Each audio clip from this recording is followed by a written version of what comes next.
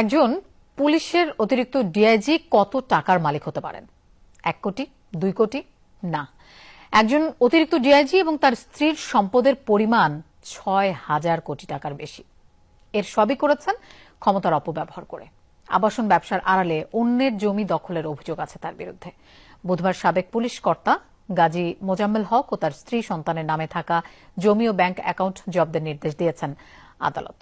শাহিনুর আলমের ছবিতে আরো জানাচ্ছেন হাবিব রহমান।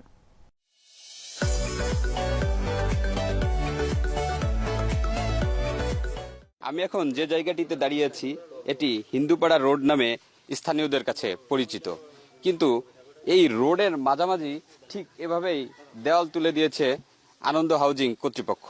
কিন্তু কেন, এটি আমরা জানতে চাই স্থানীয়দের কাছে। ডিআইজি মুজামিল সাহেব এলাকার প্রভাবশালী লোক যারা ছিল ওদের নিয়ে অনেকের উড়াই দিছে। আমার মা মরছে এই লাশ, আমি এই এই আমার ঘরের পাশে আমি এই লাশটা ঘুরে তারপরে আমার মন্দির গোলা নিচ্ছি। বাড়িটা আমাদের এই পাশে আরো অনেকগুলো হিন্দু বাড়ি আছে, মুসলমান বাড়ি আছে, এরা কেউ এদিক দিয়ে আসা যাওয়া করতে পারতেছে না এই রাস্তার কারণে, এই বাউন্ডারির কারণে।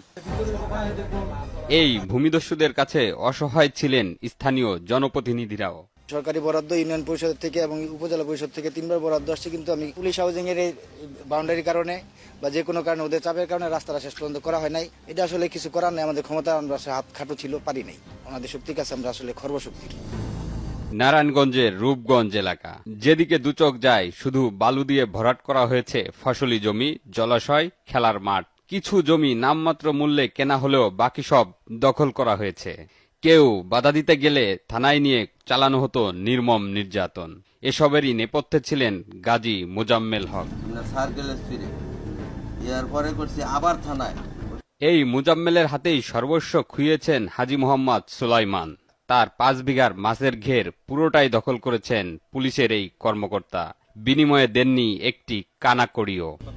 প্রায় 5 বিঘা জমি, এইটার মধ্যে পুলিশ হাউজিং এ ডিআইজির দোয়াই দিয়া, এই পুলিশ হাউজিং এর নাম দিয়া এলাকার পোলাপানে এই বালু ফালাইলো। কত জায়গায় বিচার দিলাম, কোন জায়গায় বিচার আর পাইলাম না। ও সিয়ামারে পরে কইতাছে, কয় দেখেন আপনি যই কিছু করছেন সব তো আমগো কাছে আইয়ে, তাই আপনি আর একটা দরখাস্ত করেন না, কিছু করেন না, যদি করেন তো আপনার ক্ষতি হইব। খাওয়ানোই বলতে গেছি, খাবার সব শেষ করে দিছে। আরেক ভুক্তভোগী আব্দুস সাত্তার, তার 30 শতক জায়গা কোনো টাকা না দিয়েই দখল করেছেন গাজী মোজাম্মেল। হেরা সাইনবোর্ড দিছে, সেই সাইনবোর্ড আমি খুলে নিয়ে পরিশোধ থুইছি, থোয়ার পরে থানাতে নেয় পুলিশ এনে, পরে পুলিশ গেছে আমার দিয়ে দিল, দিয়ে বলে সমস্ত রায়তে রাখলো।